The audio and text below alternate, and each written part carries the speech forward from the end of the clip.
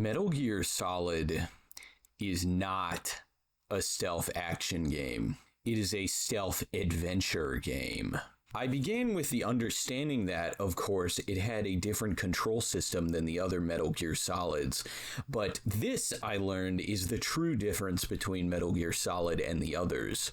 The core of its gameplay is item-based problem solving, not stealth. This lock and key design is inherent to adventure games. It is not an action or stealth genre mechanic. In stealth action, the core of the gameplay is the avoidance of enemy senses, and this is combined, obviously, with action or action segments, which use extrapolations of the original stealth gameplay in their resolution. With stealth adventure, stealth is still the predominant part of the game, but most conflicts outside of it or which extend from this stealth are resolved completely by acquired items, with action mechanics being present only to merge the adventure design with the core game and are accidental to the overall work. I hate adventure games. I'll be the first to say I think they're all stupid, boring, not fun, dumb, whatever. They suck, except Pajama Sam. This isn't a statement on their quality as games. Maybe some of them are good, but I will say that they are not fit to be merged with action, stealth, strategy, or many other genres of video games. They are unique and, for the most part, mechanically insular, having a problem that can be solved only with one item, access to which is often just as obtuse as it is to resolve said problem, is completely antithetical to the action or stealth game premise of using mechanical manual skill to resolve an objective. This might be taken over from the original Metal Gear series, I'm not sure. What's relevant is how it ruins the game. Many sequences, many large parts of each act revolve not around obtaining an item, where stealth gameplay can fill the gap, but around having an item. For instance, security cameras can only be reasonably defeated with chaff grenades. You could argue that many security cameras can be neutralized without them, that you could merely move around them. In fact, it is the minority of cameras that can be reasonably defeated with pure stealth. The vast majority of security cameras in the second and third acts require chaff. You could argue that the camera between the first and second funicular doesn't require chaff, but here it is shooting me before I even get control of Snake when I load it into the map segment. Let's look at another segment, rappelling. Snake requires a rope to rappel down the side of the tower. That's bad enough that you have to just see the rope at the bottom level of the tower, but at the bottom you are required to have stun grenades stocked. Otherwise, you have to waste 12 Nikita missiles or 12 PSG one-shot on these 3 soldiers, after which Liquid will get a free shot on you no matter what. Unless you have stuns in stock here, you can't cross without damage, and you're scored against how much damage you take. This is an adventure mechanic.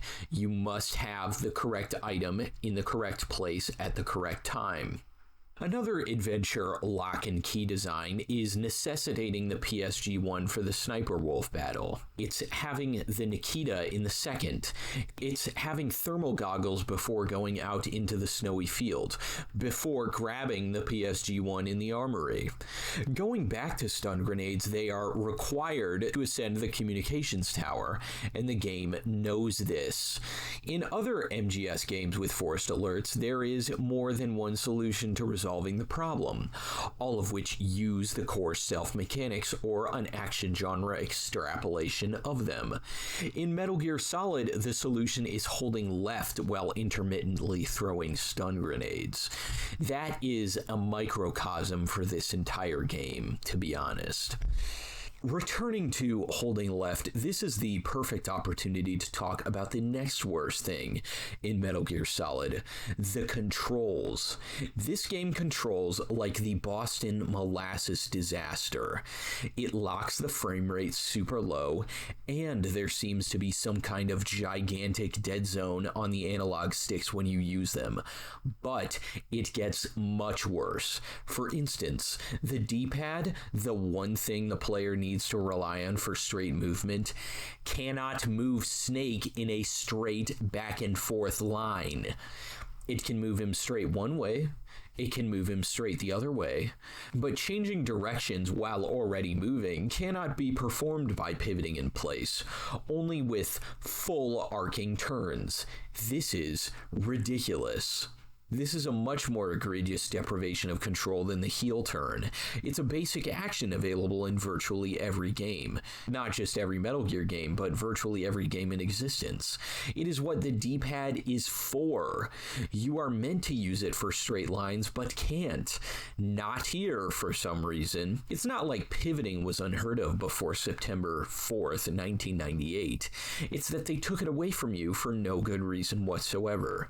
This does affect your gameplay, since sometimes you actually do need to move in straight lines back and forth, but good luck doing it with the D-pad. Very close to the controls is the Soliton radar, and I originally believed that it was present in Metal Gear Solid 1 and gradually removed from 2 to 3 and so on, but in reality it was never present in the proper difficulty setting in this game. Thus, stop and observe has always been an inherent part of the gameplay. This will always have the same problem I've described, which is that if or when you memorize this level, this won't be necessary. However, no review I've ever seen has ever talked about this aspect of Metal Gear Solid, that pressing up against walls, using the binocular scope, and all that to observe the environment prior to crossing it, all that is an intended but forgotten element of the game, and ironically Kojima kept trying to force it, but because the mechanic is so self-defeating, it just never comes up again, even in all the games it's in, except for Metal Gear Solid 5 due to the adaptive difficulty. The one problem that comes with losing the Soliton radar is that security cameras are very hard, sometimes virtually impossible to defeat without a Soliton radar to watch their movements. Which brings us back to the adventure game mechanics.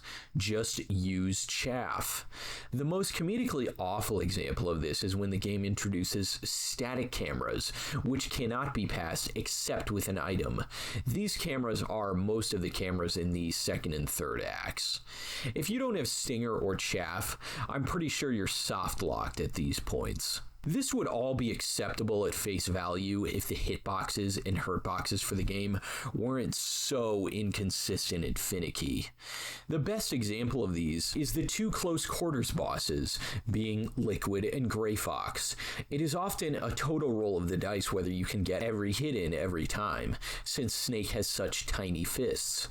There's a phenomenon I'm going to call being off-axis, taken from Tekken, where if Snake isn't fully and completely lined up with the exact center of the enemy in question, his full combo won't land. This happens a lot in these two fights, but thankfully doesn't affect the choking mechanic. Just a lot of terrible mechanics in this game. Mandatory damage or whatever amounts to it while scoring against damage. Mandatory kills while scoring against kills. Scoring against time, yet counting all the cutscenes and codec calls in your mission time. Even having forced waiting sequences. This game was clearly not meant or designed to be played for rank or score as the previous Metal Gear Solids I've played were. It is something fundamentally more haphazard, less direct, with a less characteristic identity than the other games, even less so than Metal Gear Solid 5, which makes sense since this is the first of all Metal Gear Solids. This, however, brings me to a different point, beyond the controls, radar, or terrible mechanics, that Metal Gear Solid is responsible for a significant number of bad game design trends in the middle and modern age of gaming. By middle and modern, I mean to divide gaming as we know it into eras. The first being the prehistoric era, from Space War to the Magnavox Odyssey. Then Antiquity, from the Odyssey to the release of Doom. Then the middle era, from Doom to the death of consoles after the 7th generation. Then the modern era, from then till now.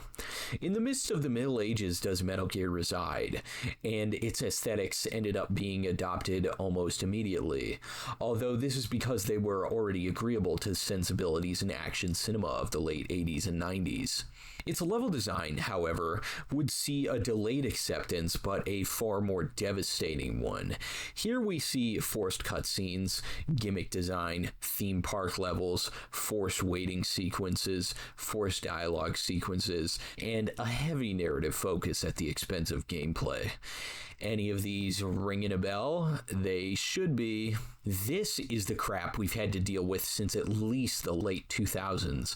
And outside of multiplayer-only games, these shitty daytime TV show reject games have overtaken the single-player field, much to the detriment of gaming as a whole. So we are brought to level design. The game begins with a waiting section, and player control is already removed.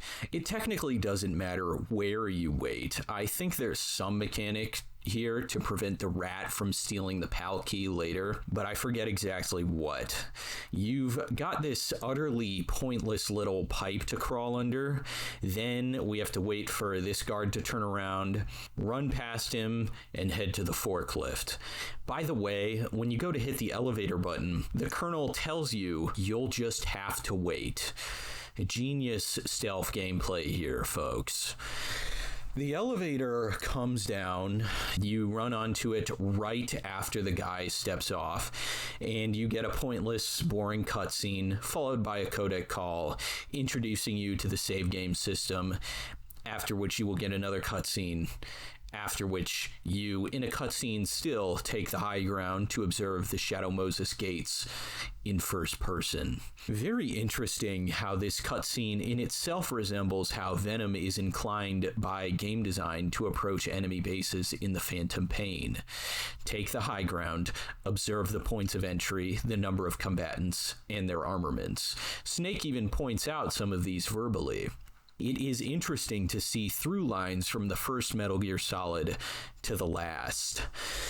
Go straight forward toward the helipad to get the chaff, exit left from the lights, and enter the truck to get the United States Special Operations Command Mark 23 silence pistol, although in this case it doesn't have its suppressor to start. Then you'll go around under this camera, wait on the stairs, and duck into this duct here. You can also enter a duct on the ground floor, but it's suboptimal since there are important items on the first floor. I would mention, by the way, the difference in control from Metal Gear Solid 5 and Metal Gear Solid 3 and so on to Metal Gear Solid 1, but the mechanics of movement here are so rudimentary that it would be pointless to mention it. In fact, I've already gone over basically all the different kinds of movement here anyways, just in this introductory level.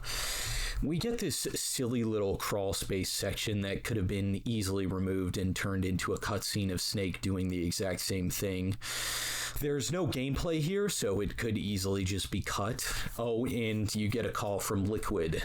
It's a shame how Master Miller went out, but unfortunately there's nothing we can do about that, except retroactively make him very important. I guess someone could do that. Drop down, avoid the cameras, get the thermal goggles in the second room on the right, cross over the catwalk that no one is looking at for some reason, even though they can look up. I messed up and got caught here, but didn't reset because I didn't know about how brutal this game is with your health bar. On Extreme, you get one ration. No, just one ration. That's all. They don't spawn in levels, ever, and the only way to get more is to kill people. If you're a bastard like myself and don't care about your rank on a first playthrough, you can murder people to get your life back, resetting a level over and over like some kind of extra-dimensional vampire. But if you're good at the game, obviously you won't be taking any damage or getting any alerts, in which case you won't need to ration farm like I will later. Take the elevator down to the first floor basement. Go straight, then turn right, and go up the ladder. Decoy Octopus is in the second cell. Once more, this duct crawling mechanic is stupid and unnecessary. It only exists for immersion's sake, and immersion itself is pointless. I'll discuss this position in more depth some other time, or maybe later in this appraisal. Either way, enjoy your long-ass boring cutscene. This next boss fight is really tough if you don't have full health, and I did not know that going in. I put like 30 continues into this until I decided to just restart my game since I was roughly 5 minutes of playtime in. By far, the worst part of this system will be revealed here, which is that the continue system is not actually a continue system. It is a checkpoint system. If you die, you are reset to a position way before when you actually died, where you either have to wait, walk back to, or watch a cutscene before the given segment or boss fight actually starts again. In this case, you can't even do anything. It's not a cutscene, so you can't skip it. Another stupid-ass anti-gameplay mechanic that modern gaming adopted from here. I will say that even though this boss fight was tough and a little annoying to learn in terms of execution, it is one of the more action and not adventure-oriented sequences in the game, since you're actually extrapolating the action mechanics from the basic stealth gameplay, and in a way that's almost much more raw compared to similar sequences like Major Ocelot's unit in MGS3, since there is no extra step of first-person aiming, shall we say. You don't have the ability or time to change perspective due to the proximity of Snake and the enemy. The Cell Rush boss fight is about application of hit stun, as well as control of enemy aggression. Overall, it's an okay action sequence, most of all because there's no adventure mechanics here either. If you don't have the SOCOM, they straight up drop it in the middle of the level, no questions asked. Another aspect that would be reflected in another MGS game, as Eva gives you a Colt 45 right before the battle with the Ocelot unit. The worst part about it is the unskippable cutscene where Snake tells Meryl to shoot the bad guys, as if I needed to watch this every time I played it. Take the elevator back down to the armory. You'll see your first trap holes here, but they don't do anything. And I mean that straight up, they don't do anything, ever. Go left and down, then right into the same room you were looking at from the elevator. Get the C4, then move down and to your left, one room. Get the grenades before blowing up the lower left wall of the map. The next part of the map is utterly pointless. It's just an excuse to use the C4 you just got.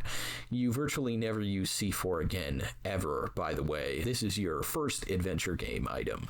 Congratulations, clown. Idiotic level, gameplay, and item design. Completely stupid. Now begins the battle against Adamska. I'll be the first one to say that I am not a fan of the original concept of this fight, and I don't know how people tolerated it without knowing the technique I'm about to show you here. So normally you have to catch Ocelot. You have to pre-aim with first person and then fire. That way you won't just be chasing him around. You can also psych him out and shoot him in the back, but that's obviously more difficult. The reason I'm not interested in any of this is because I entered this boss battle on one sliver of health. Sure, I had a ration, but the idea of going no damage against Ocelot on my first playthrough enticed me purely for the glory of it. This is a grenade technique. It uses the D-pad. Take out your grenade as you enter, begin cooking it, and hold as the cutscene ends till you hit this pillar. Then hold up till you hit this corner of this pillar. Transition to holding left and up until you pass over this line. As you pass over that line, release the grenade. Move, almost slide over, right, and then back down on the D-pad as you center yourself on this line. Don't worry about lining yourself up exactly along this arc, since the D-pad forces Snake to make arcing turns anyway. As you pass by the second pillar the second time, start cooking the grenade. Then turn and loop this procedure 2 more times. Executed properly, Ocelot won't move, and you'll defeat him taking 0 damage. In terms of mechanics, I would argue this is actually a better display of boss design than something like the Pain or the Fear, as the techniques to defeat all of these bosses are not difficult, but in Ocelot's case, the technique is extrapolated from the fundamental mechanics of the boss itself. Once you've seen another long, boring cutscene, exit back through the cave. In the armory, I use my new keycard to pilfer the whole first row of rooms before exiting to the first floor by way of the far right wall. I would suggest calling Meryl on frequency 140.15 once you exit the elevator to not waste any time. Instead, I threw a chaff, took a left up the stairs into the first room on the second floor to get the cardboard box, even though you use it only once ever in the cave with the wolves. Anyways, after the codec call with Meryl, you have another forced waiting section. Awesome, dude. I love not playing the game. That's my favorite part about Metal Gear Solid, is not playing it. Hope you brought your thermal goggles for this next part. You have to bypass a bunch of lasers that you can't see. More adventure game mechanics, because this totally isn't stupid, idiotic non-gameplay if you actually have the necessary items. It's lock and key design. If you have the key, you unlock the door and you go straight through without difficulty. Once you get out into the snowy field, you need your thermal goggles again to neutralize the claymores, but they don't go off no matter what as long as you're prone, meaning this is basically more adventure game crap. It's not like the other Metal Gear games where you can still end up dead if you approach them from the wrong angle prone. Once you reach the middle of the snowy field, the tank boss fight starts. Drop a chaff, run toward it, and set up a claymore. Or don't. I guess in the end it doesn't really matter. Then try to stand in the middle of the tank barrel for as much of the fight as possible, throwing grenades down the hatch. If you need more, there's some in the upper right corner and to the left on the far end of the map. The worst part of this boss is having to deal with the terrible controls and hitboxes. You can't really throw the grenade accurately even if this tank is standing still. First of all, because throwing grenades sucks in this game. You basically have to guess how far it's going to go depending on how long you've cooked it. There's no arc to tell you like there is in Metal Gear Solid 5. This mechanic could develop skill, however, the hurt box for the gunner, the actual boss you need to hit, is so insanely tiny that even if you toss an explosive fragmentation grenade onto the back of the turret mere feet away from him, he won't get hurt. Unless you've spent an absurd amount of time practicing this or have some exploit or surefire technique I've not heard of. As I see it, this is a very poorly designed enemy. Keep in mind, I'm not denying that you could, hypothetically, through muscle memory, be able to throw grenades accurately. I'm saying that this is not sufficiently rewarded mechanically. The return on investment being so low compared to just lobbing them in constantly hoping for a hit demonstrates the very poor design of this boss. Once we get inside, we get another completely pointless map segment with no one in it, after which we enter the warhead storage proper. Herein is the narrativist design, putting story over gameplay. You can't shoot your gun in here for some reason, even though you never shoot guards outside of combat sections anyways because it goes against the scoring system. Totally idiotic. Take the diagonal through these 2 columns, take out an item, spam holster and unholster it. This silences your footsteps for some reason. Hold left at the end, then go turn down beside the stairs, wait for the trooper on the second floor to turn back around, then follow him to the elevator and take it down to the first floor basement. Head straight through the double doors in front of you and tap first person to check where the guard is. If you know the timing for this, you don't need to tap first person, you can just walk in. Once he turns back towards you, walk around the left side of the room, then back up to the door closer to the entry to get the Nikita, the taquito, whatever it's called. Wait till the guard passes by the door, then exit and head down to the floor basement. The Nikita itself, as you'll see, is basically an adventure game item. It's used much like a key here in this stupid segment.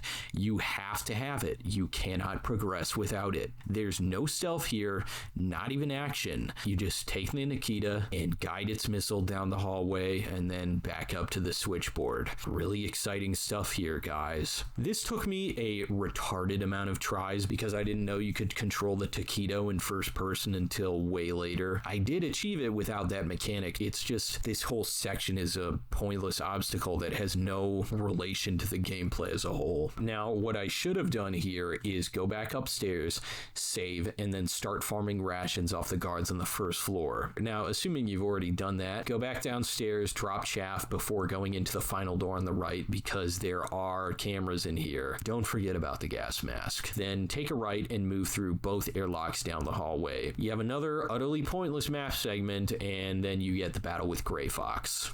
This boss fight was really tough for me until I learned how few iframes Gray Fox actually has. The whole boss fight is essentially about counterattacking Gray Fox before he can hit you. Discounting the very beginning, phase 0, where you just hit him twice, we get to the first phase. From the second he lands, he's preparing a basic attack on you. The geometry of this attack, combined with the fact that it can home in on you, means that you can't effectively evade it unless you're at the very edge of it, or you're around an obstruction, and I mean fully around, because he does home in on you from around corners. Gray Fox is, however, vulnerable to attack even up to the point that he's in midair, right before his hitbox comes out. Instead of a silly bespoke parry mechanic, you're forced to engage in real counterattacking, which is true with almost all phases of this fight. Where the issues lie with this boss fight is in the hitboxes and hurt boxes, just like the tank. They aren't consistent, and sometimes you'll think you're lined up and attack as you should, but somehow only 1 or 2 out of the 3 strike combo will land. This isn't as much of an issue here because Gray Fox doesn't punish you for missing a single strike like Liquid does, but only for not being able to start your combo. The only corny part about this is the beginning phase, the end phase, and the fact that you're forced to watch cutscenes in between. No complaints about him hiding since it's properly randomized and you actually have to go look for him, not just memorize where he is. And not finding him also threatens you as a player. Overall, the Gray Fox boss fight is one of the better parts of the game. Otacon tells you to go see Meryl upstairs, and you have to backtrack through the basement. Awesome already. I love backtracking. After which, you lock eyes with her in the room behind the double doors and chase her into the bathroom. This could have easily been solved by a codec call or something like that. This part, before the Psycho Mantis boss battle, could also have been resolved with a simple cutscene, but instead, it's a whole sequence of running around and getting cutscenes and then running around more before you actually get to the fucking boss fight. You have to do this every time you hit continue, by the way. That is how bad the continue system is. In fact, that's how much of a continue system it isn't. Can't we just start with the fight? Why do we have to do this whole theme park ride from the beginning every time? Come on, Kojima. Psycho Mantis is one of the easier but more tedious bosses, and by easy I mean easy to understand. He has a low variation of attacks, and all of them are dealt with by dodging and or attacking into his attacks. He's got a few phases. The first is the vinyl tossing, then he goes to chairs, then he uses those vase things on the wall. Once in a straight line formation, then 3 in a forking pattern. Occasionally he throws the statues at you, but I think that requires certain conditions to be met. Otherwise he goes to the paintings, then loops this over and over and over. If you don't switch your controller port or controller number on PS3, he dodges all your bullets. It's a really stupid gimmick. Another stupid gimmick is the black screen, because nothing happens for its duration. It literally just pauses the game. It's not like you're forced to infer your own movements or guess where Mantis will attack from during it. Nothing happens during the duration of this black screen. Once he gets down at roughly 40% remaining HP, he'll try and use Meryl against you again. Just toss a stun grenade at her both times. The second to last phase is the least dangerous since he just keeps repeating the vinyl toss, but the very last phase will pretty much kill you instantly if anything touches you. Go prone right on top of Meryl, and you'll be able to completely avoid damage. When you stand up to shoot him during the chair part, stay aligned on a straight path with Meryl and Mantis, and then just keep shooting Mantis, otherwise he'll get too close and the chairs will hit you. This works the same way when he controls the chairs in the first phase as well. This is overall just a very mediocre battle, mostly due to the fact that Psycho Mantis has so much health but doesn't use it to threaten you more. Once you go out the secret exit, you get probably one of the worst parts of the game, which is dealing with these wolves. It's not even crazy hard or just a total non-sequence. You can evade their senses and use stealth, but in reality it's just about delaying how long it takes before they see you. Furthermore, the environment is really dark for no reason and has utterly pointless turns and niches in it. Some of these corners literally don't have anything in them. Once you get to the end, which you can basically just run over to, by the way, if you punch Meryl and then equip the cardboard box, they urinate on it, and then you don't even have to go stealth through it once you backtrack, which you will be forced to right after this. Great part about this segment is there's a little minefield that isn't even hard, since you can technically just walk straight forward through it, or you can use the thermal goggles you have from earlier. Why is this in the game? I'm getting deja vu right now. Right after you cross the minefield, Meryl gets sharded by Sniper Wolf, and you have to backtrack all the way through the map to get one sniper rifle back in the armory. You're telling me I can't just use the Nikita here? Why not? You get to do it on the second fight. Why not this one? The little wolves are no big deal since you have the piss box. Nobody's in the first floor hallway again, so you can get right back into the elevator. Your path out the warhead storage isn't even really obstructed. I just wanted to kill these guys to get a ration, but that didn't work out, and I had a lot farther to go, so I didn't even bother with the other few guys. To make this so much more fun, there are security cameras on the exit into the snowfield. Security cameras in the middle, and also the entire other half of the level is now a minefield. Great. Really fun stealth gameplay we're set up to experience here. I just got fed up and decided to crawl prone through the whole thing. At least once you get back to the armory, the patrols are harder. I took this opportunity to go ration farm. It took me about 15 minutes to get back up to full health and get a ration in reserve. Anyways, the PSG one is in the first row in the far left behind some lasers. As far as I can tell, the lasers are just a gimmick, something to make you use the thermal goggles, but they're really not properly integrated into the levels beyond that. In fact, they're not used that often in the game at all. Either way, you just head right on back, and it's just as fun. I'm going to skip talking about it because I'm just retracing my steps. Except for this secret part of the wolf cave with the diazepam. You actually do kind of need that. Both Sniper Wolf's fights are probably the easiest bosses in the game. The main problem is that the fight is too long. Sniper Wolf just has so much health that you spend more time managing your arm twitching while scoped in than actually trying not to get hit. On top of this, I learned you don't even have to move Snake to dodge your shots. You can just go first person and lean. That's insane. How is this one range boss that would hypothetically get you to move the most because it's a sniper actually incentivize movement the least? This fight sucks. It's awful. I wouldn't say for sure if this is the worst part, but what comes next is the torture sequence. I don't know how many times I need to say this to you or Kojima. Spamming a single button over and over isn't gameplay.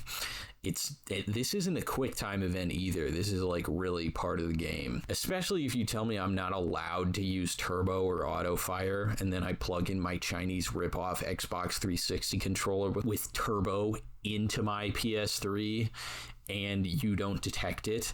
There are no continues if your hands get tired because you need to spam one input over and over. How is that good gameplay? And since the detention cell isn't a cutscene, you're forced to just wait there. Awesome. That's so cool.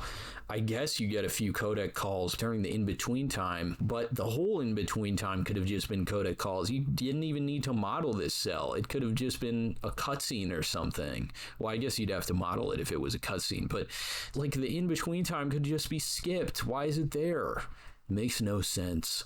So Otacon helps you get out. You murder the guard, take back your stuff, exit the cell, and move back down to the armory. You're really just going here to restock before you ascend to the communications tower. So you gotta backtrack again, all the way back through the tank hangar, snowy field, which is still mined, warhead storage, first floor basement, wolf cave, and underground passage to get to the comms tower. The comms tower sequence is mind-numbingly simple and tedious to execute. The only difficulty is in knowing what to execute. We'll start from the entrance in the passage, move straight forward, and as you take the left, take out a stun grenade and cook it. Drop it about halfway through the hallway. Don't stop until you pass through the door. Once the alert starts, grab all the stuff on your left. Do not forget the rope while the stun lasts. Then begin ascending the staircase. On the 6th landing, throw a stun, and on the 11th landing, throw another stun, and then another every 2 to 3 landings after. I messed this up a little. You do need to have at least one stun grenade in reserve for a later part, so you can adjust this as you see fit, but I did finish the sequence this way despite some damage. So, number one part of this is if you didn't finish with one stun grenade left, then restart it because you need it, and I can't recall any other place you can get them. By the way, the reason you needed to get the rope, as I said in the first part of this appraisal, is that, like an adventure item, it's got its one-time use case at the top of the tower, but nothing else can get you down the side of the building. It's never used in the game ever again, by the way. Rappelling is so easy that I find it pointless to mention anything about it beyond the fundamental fact that it is a gimmick and should not be in the game.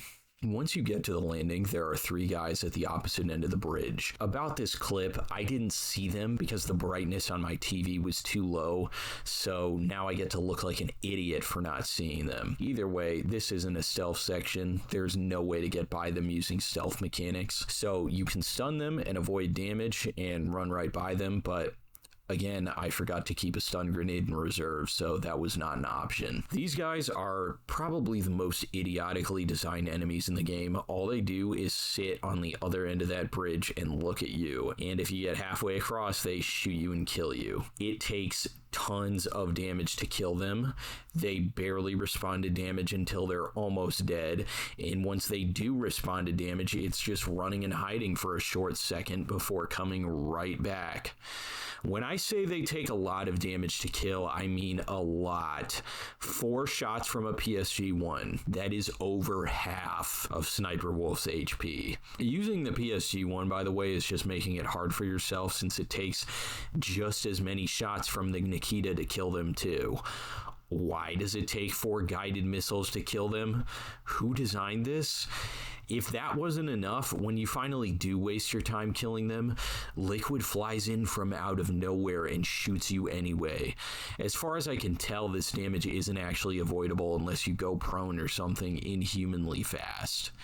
However, that doesn't save you from the gunship in the fight proper, so I don't see why that would help you here. What this amounts to is being forced to take damage if you don't approach the adventure aspect of the game properly, i.e. keeping a stun grenade on you. It is enforcing the lock and key design of the game. You pick up your stinger here. You can't pick the lock. You can't cross the bridge with stealth. There's no way to get around this with stealth. You have to use the key. Speaking of adventure game lock and key design, that's what you're faced with when you have to walk back up the comms tower. Hope you brought your chaff. This segment of the game is almost comedic. It's like a Looney Tunes short.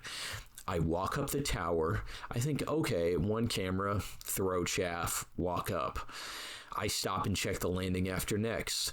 The same setup with One more camera. Okay, I do it again. I keep walking. Now there's another camera in the same setup. Nothing but a cheap, lame, corny trick by the developers, because if you do know about them, the solution isn't different. It's not any more stealthy. It's just to throw chaff like always. The adventure game Locked Door needs you to have the key. I feel like Daffy Duck in Duck Amuck. I'm just being endlessly punished with adventure game bullshit, non-gameplay, by the invisible demiurge of my simulated snake life. Fuck this chaff-pilled clone cell life. Once you get out onto the roof, the Hind D battle begins. This fight and the Rex fight highlight how bad the lock-on system is. Sometimes you'll get a lock and just randomly miss. This really only happens with the Hind D fight. With the Rex fight, the issue is a lot more intelligible and understandable, and it's not an issue there at all. It's actually a gameplay element. But the core of the problem here is that the Stinger's lock-on box is actually way smaller than the underlined M that it appears to be using. In reality, you've got to deal with this little thing instead of a lock-on large enough for such terrible analog stick and D-pad control. Locking on is also not always a sure way to get damage. Sometimes the missile just disappears or misses inexplicably. This happens a lot on the first shot of the fight. To its merit, the Hind D as a boss only really has technical errors against it. In design, it uses the first-person control very well as stealth mechanics being translated into cover through the rooftop environment. It's also properly challenging and not just adventure lock and key gameplay like with Sniper Wolf. The technical error is that the Stinger attains and loses lock unreliably. There will be times when you swore you had lock on when you fired, but you'll lose it right before unequipping. Or the terrible analog controls mean you're fighting the controller to lock on, rather than being challenged to track and fire at the enemy. It's also cool that they added audio cues. For the chopper itself on the stereo, sure, but also when it flies directly over you and takes the opposite position. The end confused me a little. I thought I had lost, but apparently I had just made it. The gunship comes out to be one of the better bosses in the game. Go back downstairs, throw more chaff, or you can use the Stinger, which is just as effective since the cameras respawn anyway, or at least they do around Rex's lair. Next up is the elevator fight, and this is the second out of 3 attacks by unnamed rifleman enemies, the first, of course, being the Cell Rush. As long as you've got the thermal goggles, this is a piece of cake. Without them, though, it's just marginally harder. It's a tiny room, and all you're doing is running and gunning the whole time. It's a very easy sequence. This game is not fit for action sequences in maps this small with zero cover. It's not mechanically expansive enough at the fundamental level to accommodate it. This whole sequence amounts to running around holding square and cross, tactically reloading intermittently. If the enemies get more aggressive, what is Snake gonna do? The same thing, he just has to do it faster.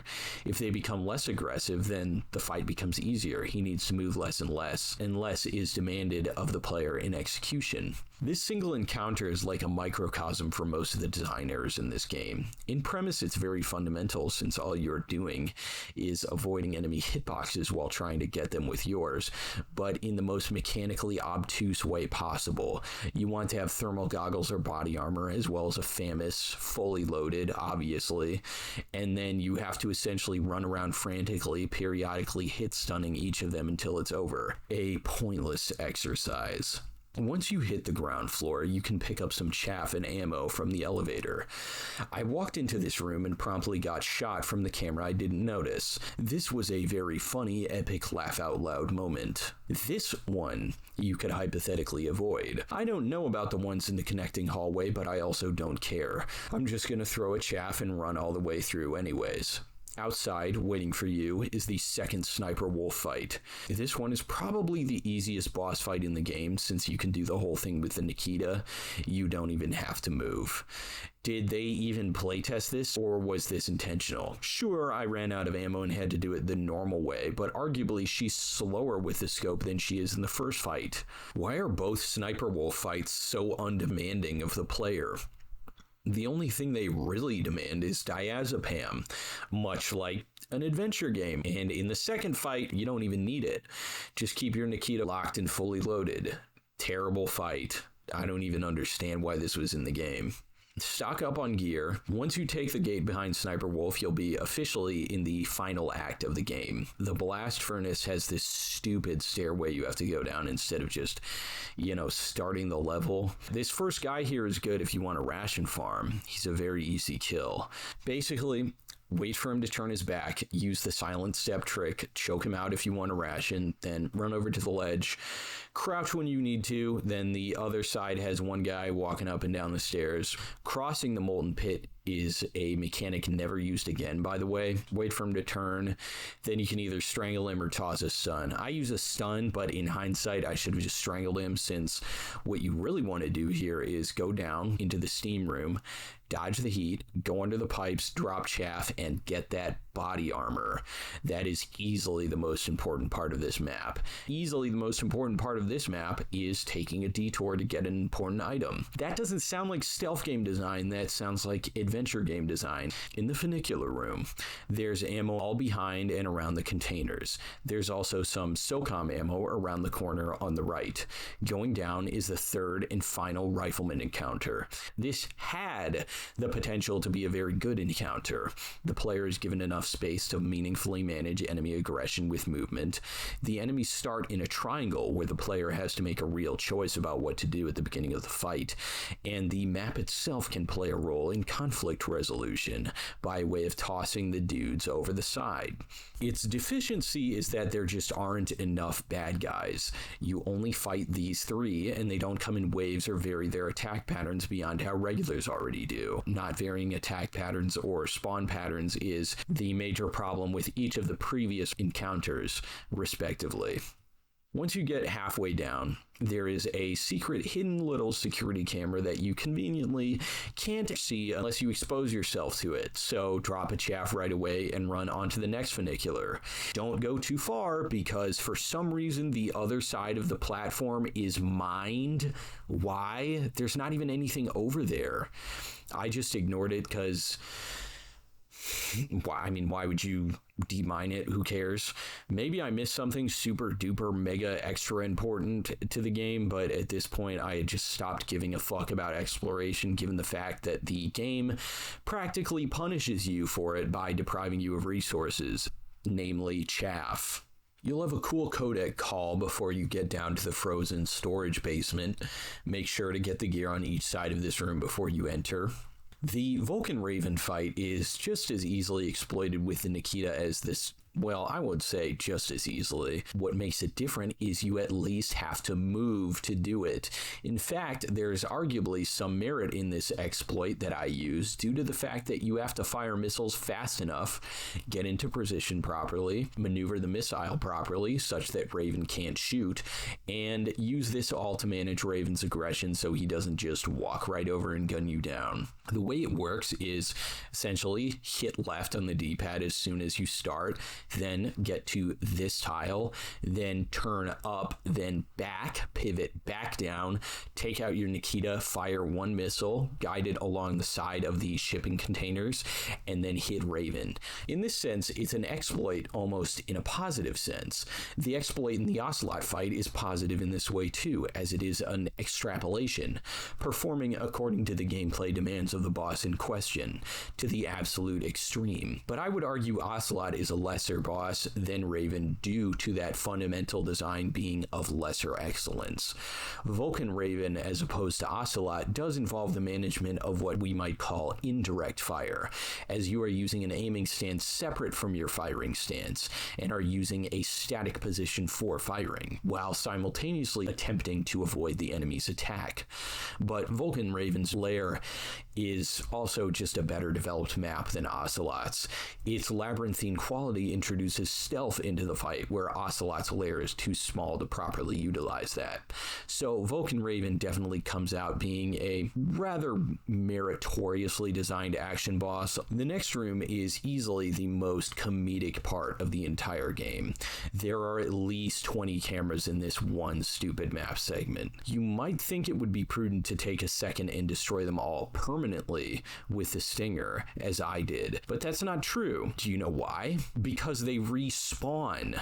Why? I have no idea. Just drop some chaff and run right through. Maybe 2 if you want to go up the stairs to your right and stock up on Stinger ammo, which is what I should have done. Finally, we get to Rex's lair, and yet the only bad guys here are on the top floor. Why? What kind of decision is this? The next section, though, is the worst, and peerlessly so. It is alone atop the mountain of fecal level design in this game. It is the PAL key. First of all, the gutter thing is utterly stupid. What gameplay effect does this serve? It's not even timed. Second of all, it's not randomized unless you get the rat. And if you get the rat, it's just a waiting game. It's more of this Looney Tunes, you're a sucker for playing this game kind of level design. The 2 bad guys are still there. Wow, they didn't even increase the patrol count. So once you climb up the first ladder, down the second, down the third, run around the gutter looking for the key, and then slide in the PAL key. Oh, don't forget to throw some fucking chaff again. Because for some reason, if you don't, they have cameras here and they will see you and then fill the room with poison gas, because that's a mechanic that is totally enhancing the game. Thanks for making the game longer with nothing good in it. So swipe your stupid ass card, then hightail it all the way back up to the freezer or whatever it's called and wait. That's the mechanic. You just fucking wait. Awesome. Nobody's even here. What's the significance of this to gameplay? Why do it? You do it again with the Crucible Boiler Molten Metal Room or whatever it's called. So fucking amazing, dude. I love this game.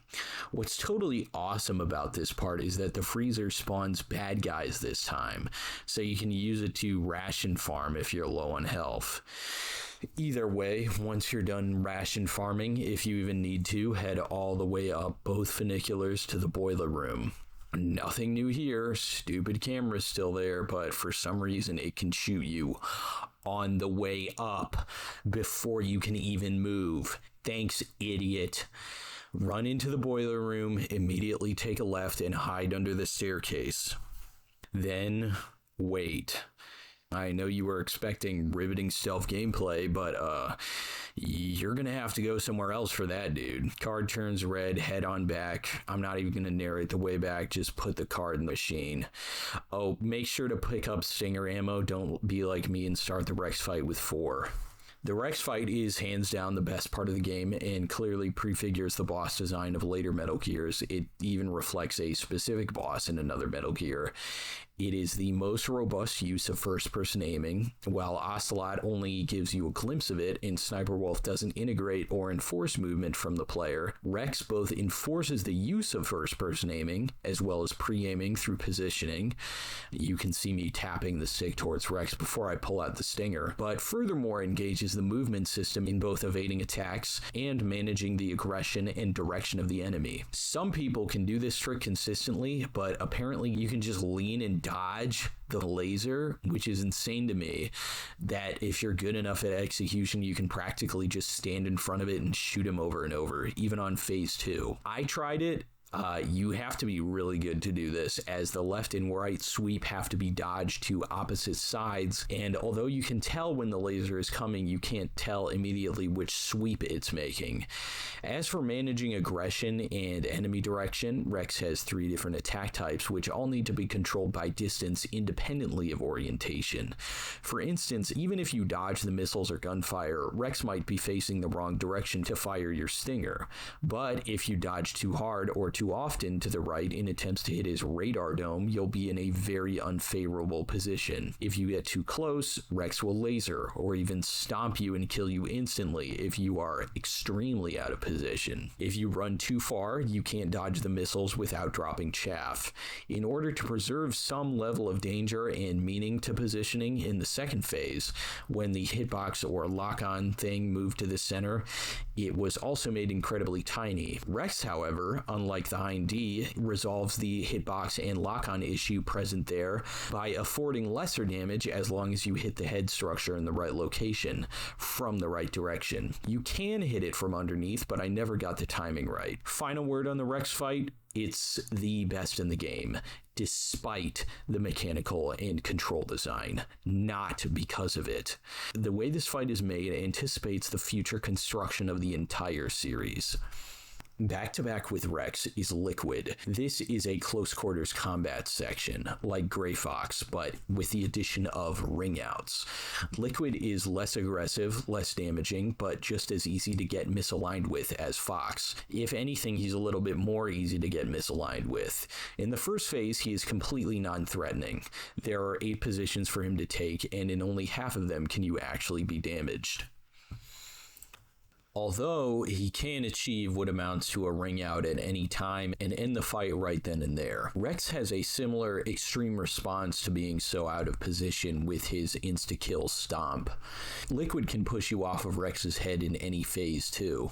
The underdevelopment of CQC makes this whole fight seem somewhat like a chore. In the first phase, Liquid never counterattacks outside of the 4 corners, and yet in the second phase, every strike, not combo, strike, will be met with a counterattack.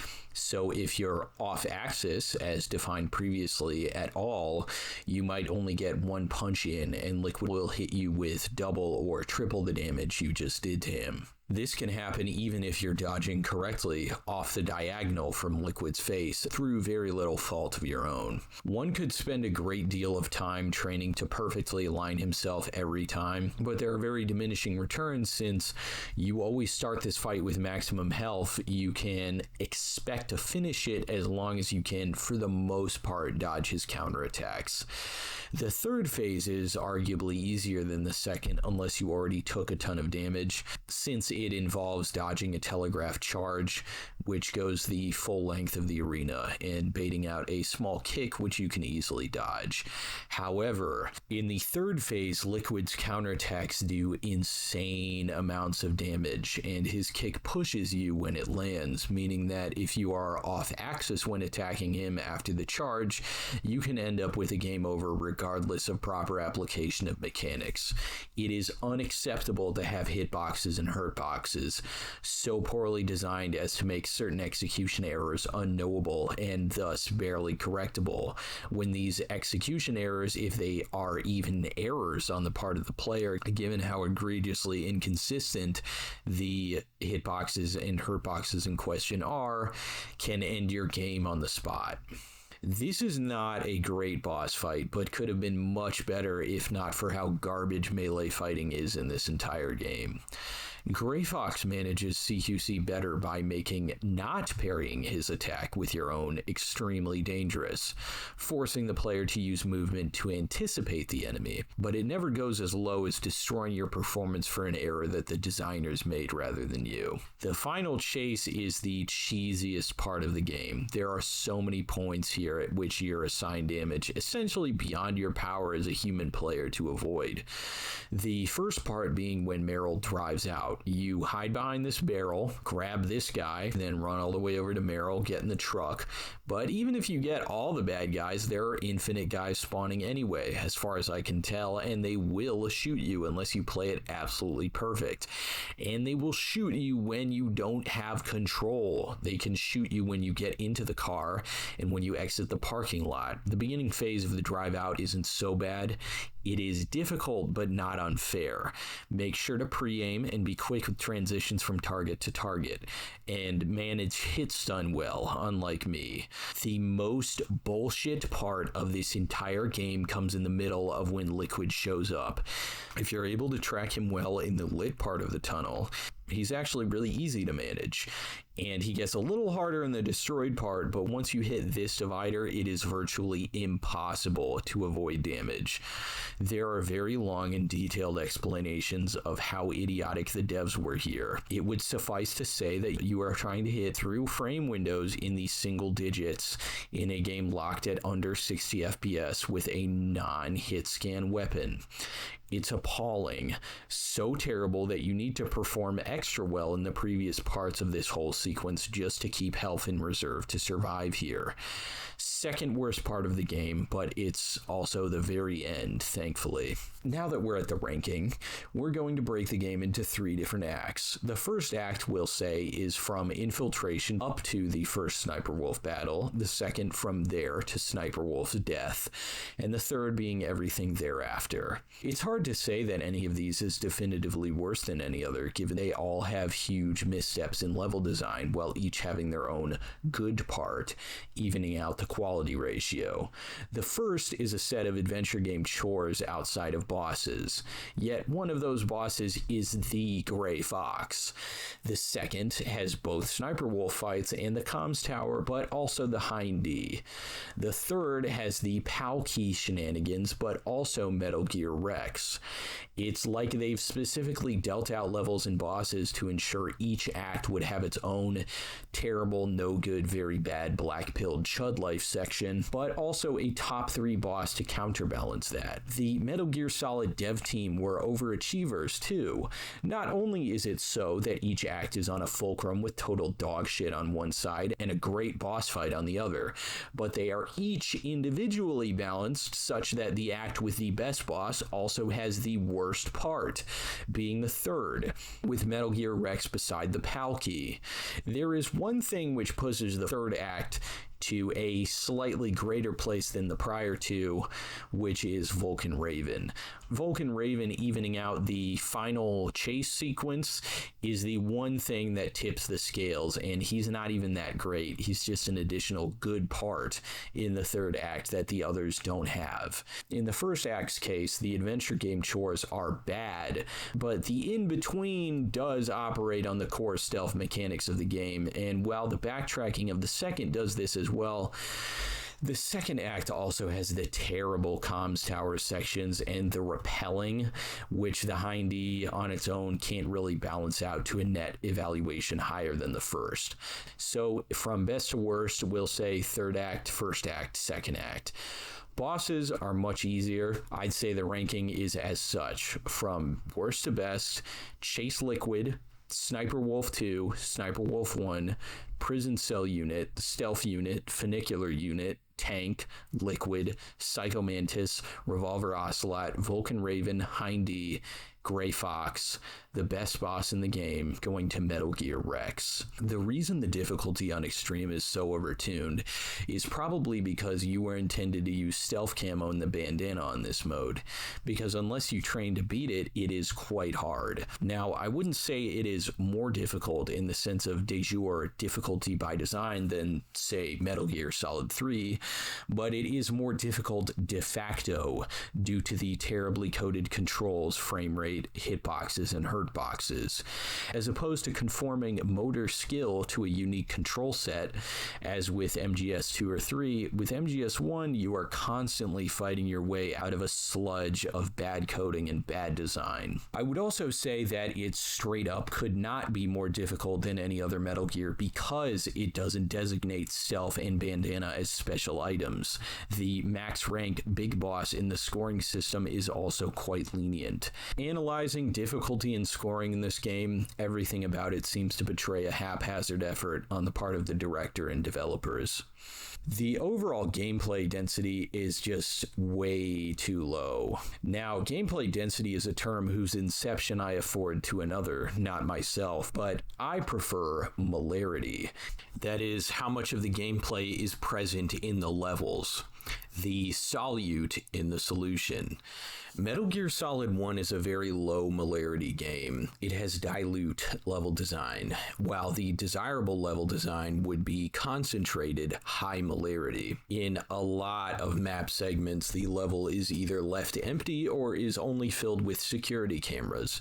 Rex's Lair is a microcosm of this phenomenon. The entry hallway is 1/2 floor traps, and the other half is a quadrillion static cameras, which are to be defeated with chaff and not stealth. In Rex's Lair proper, there are 3 floors, but only 2 guys at the very top. Sure, the enemy arrangement changes later, but why not just do it right the first time? Why not just put bad guys in there. Plenty of the game resembles this. Perhaps it was the limitation of the console. Very rarely are there ever enough dudes to cover the surface area, and this is a consistent problem with the franchise. Not with every individual game, or to the same degree in the positive cases, but we have seen it throughout the series. If Kojima wanted to sacrifice gameplay hilarity for graphics, that is his error, and I would accept it if we lost some measure of the iconic MGS aesthetic for more concentrated level design. In fact, that should bring us to our final point on the mechanical and level design. Kojima does not see it as the object, the function of the game to be played. I would like to cite a 1998 PlayStation Magazine interview, obviously from the same year this game released, by which we may be given perspective on his approach to game design and why it is so often filled with missteps. The question posed to him is, was there any part of the game-making process that you were particular about? To which Kojima answers, you often hear the phrase being particular about. It's not one that I like. The main point is that you can make a world in polygons. If the player isn't tricked into believing that the world is real, then there's no point in making the game. Kojima specifies additionally that he was particular, down to the tiniest detail, like individual desks, and here he's probably talking about the PS1 in Otacon's lab. What he is talking about here is antithetical to good game design. Games are not films. Games are not a narrative medium. In fact, I would like to say definitively that there is no such thing as a narrative medium at all. All art is defined by its form and function, and it can never fundamentally be the story it tells, if it tells one at all, because the art is not the story in question, it is the telling of it, if there is a story. Because if it were the story, then there would be no difference between, say, a painting and a song that tell the same story. But this is ridiculous. This is on its face completely illogical and untrue. Likewise, it can never be real. It should not be considered trickery. It should be considered creativity. There is no point in art trying to be real. There is no point in trickery with the final intent to absolutely fool the audience, because the audience knows inherently that the trickster's abilities are not real as he presents them, but only to the virtuosity of the trickster, that he could impress upon the audience that his skills could be real beyond what they are.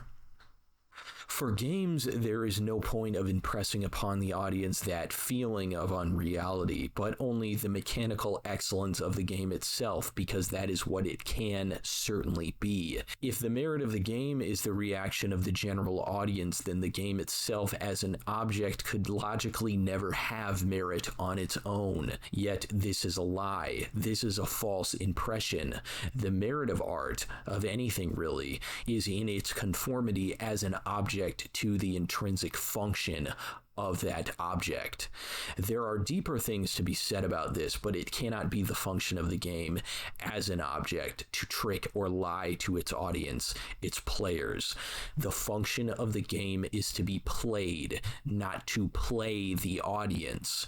Kojima could not seem to understand this even a decade later. It is practically incidental that what he designs ends up being games at all. He can only create something good incidentally or by accident, and unfortunately this makes him, by definition, a hack. So why do people like this game so much? I surmise that it is the nostalgia for the Titanic production design. The aesthetic, the most apparent of all, is quite appealing despite the very low pixel count and low frames per second. Blue, black, white with that greenish tinge, especially in the UI, proves a great combination. And nowhere does this game ever look bad, even if it often plays bad. The environments left unlit, except with a few exceptions, exceptions, such as the caves, with shadows drawn onto object textures themselves, is a much more enduring aesthetic than something like, say, Final Fantasy VII, which is just disgusting in hindsight. It's so ugly. So, despite the unavoidable low polygon models, the game manages to look overall as good as it can. The soundtrack is also famous now, but I'm going to be honest, even if much of the music is not in itself terrible, much of it is overplayed. Implementation is the issue, especially Duel, which is played for literally every boss fight. You can praise the soundtrack all you want. You'd be wrong. First of all, it's not that good, and it's not that bad, like I said, but it's inexcusable to have the same song play for every alert and every boss fight. It really wore itself out on that. A little addendum about the soundtrack, I just wanted to point out that most of it, isn't really good. The only good tracks are the main theme, Warhead Storage, Rex's Lair, then OK, Intruder 1, 2, and 3, and Blast Furnace, and everything else is just not that great. It's a very overrated soundtrack. The voice performances are quite strong. I enjoyed Campbell, Ocelot, Solid, Liquid, Naomi, Gray Fox. Really everyone in this game is pretty good. And Solid's performance also has a lot more nuance than Naked Snake does. So overall, I would say my favorites are probably Campbell, Ocelot, Solid, and Liquid. Surprisingly, the cutscenes in this game are actually pretty uneventful and could easily be supplanted by codec calls in most cases. What the game should have done instead of the boring-ass cutscenes would be something like the supplementary briefing scenes, which used Shinkawa's art.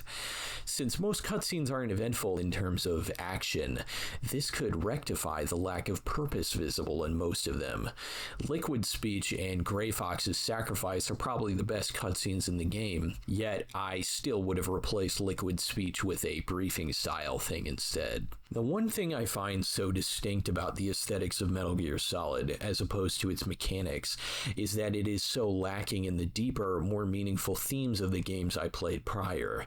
In fact, the meaning of the game itself is hardly addressed until the very final act, and even there, only at the very, very end of the game, with Snake even refusing to talk about why he fights. And Master Miller, whatever happened there? Speaking of Miller, recall the very, very end of the Phantom Pain, that Miller would teach one Snake and Ocelot the other. Colonel Campbell is, in this way, Miller's successor, aligned to Vic Boss, and Ocelot aligned to Big Boss. The boss's progeny, being clones, are genetic replications, the platonic opposite of phantoms, like Punished Venom and Skullface, who are mimetic reflections. The line or pedigree of the Sons of Big Boss has to be analyzed as actually being a mimetic heritage, not genetic, as we see from the example of Metal Gear Solid 5, The Phantom Pain. Memes are deeper than genes, because the actual Big Boss as we know him, the actual person, Jack, failed to succeed himself, betraying his own cause, while the mimetic reflection, his Phantom, ended up being the successor of his previous perfect identity, Vic Boss, being the punished Venom remaining from that Snake.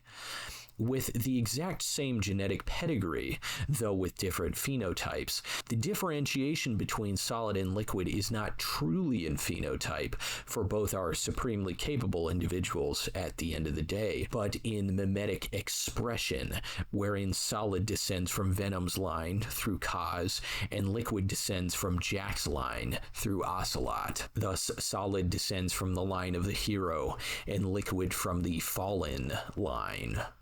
The genetic replications, the terrible children, are meant to reproduce the fundamental qualities from which another big boss can be molded, and succeeded and failed in equal measure.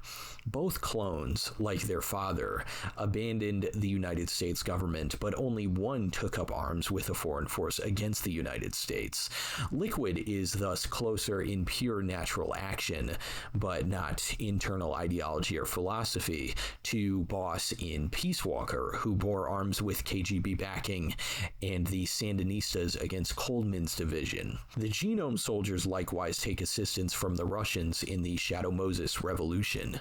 Liquid's chief human asset and mentor being Ocelot, Shalashaska, and his networking in the motherland. Yet he is philosophically, ideologically, mimetically closer to the fallen big boss, Jack, the ruthless tyrant of the Zanzibar land disturbance. Is it any coincidence, then, that Liquid disguises himself as Master Miller, the inheritor of Vic Boss's legacy, in the same way that Jack disguised himself as the big boss the world thought it knew, as the punished Venom of the previous Snake? Though Jack was certainly Big Boss in the genetic sense, they are physically the same person after all, he was not Big Boss in the mimetic sense. It was merely a mask, recalling the memory of the fallen, rather than the true spirit. Liquid likewise wears this mask, operating under the false pretense of a world which respected or bowed before the unparalleled soldiering skills of Big Boss, when in reality what we have seen is that the soldiers allegiant to the true line of Vic Boss, who later became Big Boss of the Diamond Dogs, have always been made into outcasts, that their place, their reward for fulfillment of duty, was not to take up a hidden seat of power like their masters, like the despotism they fought against, but instead they found their place was in an outer heaven. Liquid's mask is of a big boss, an outer heaven, which is tyrannical and evil, the very despotism he saw Venom Snake fight against. It is of a world he knows does not exist, because he was there, yet nonetheless fights for out of his own steadfast desire for power, for vengeance. You hope hatred might someday replace the pain, but it never goes away. Conversely, Solid also wears a mask, and this mask is not one meant to deceive others into a positive belief. It is a mask meant to conceal from others his true self, to negate the understanding of why he truly fights. In this is the reconciliation of the diegetic with the non-diegetic on killing. The non-diegetic explanation for the scoring system permitting killing is simply that Kojima's hyper-pacifistic liberalism had not calcified at the time of MGS1's development, and with the Phantom Pain answers the question of how Solid Snake kills, yet still attains through the scoring system the ideal of Big Boss. Externally, the Big Boss that Solid Snake embodies is Jack. This is how he presents to the world. But internally, how he truly is, the Big Boss that he embodies is the punished Venom of Vic Boss, who took up that ideal in Metal Gear Solid 5. This is how he, during the Shadow Moses Revolution, becomes the exorcist of Liquid's Phantom Pain. For this reason, we also see the comparison of David and Eli. As Eli follows a fallen ideal, he embodies a sort of false traditionalism, the adherence to a tradition even when the tradition in question becomes morally erroneous, and David a sensational futurism, a futurism of punished Venom, taking up the necessary task of creating that future according to what is just, even if it would conflict with the unjust but long-held tradition. That deeper moral meaning, if we are to find it at all, is in this, in the moral futurism of Solid Snake according to his mimetic predecessors, in defying his genes and asserting his memes. The materialism of the philosophers still poisons the powers of the world, even in the age of the terrible children, but it is necessary to not despair. Out of all potential destinies, the greatest is one which holds on to the virtue of hope. Kojima means it in a liberal, materialistic way, but nonetheless gets close to metaphysical truth, that sacrifice, living for someone or something else, which Snake talks about in the end, is a greater calling, a greater destiny. In terms of net merit, a final score wherein we account all the deficiencies and accomplishments of the creative work in question on a scale of 0 to 10, where a 0 is worthless garbage to be actively avoided, and a 10 is a perfect piece of art which must be understood, and whose understanding truly inspires the witness.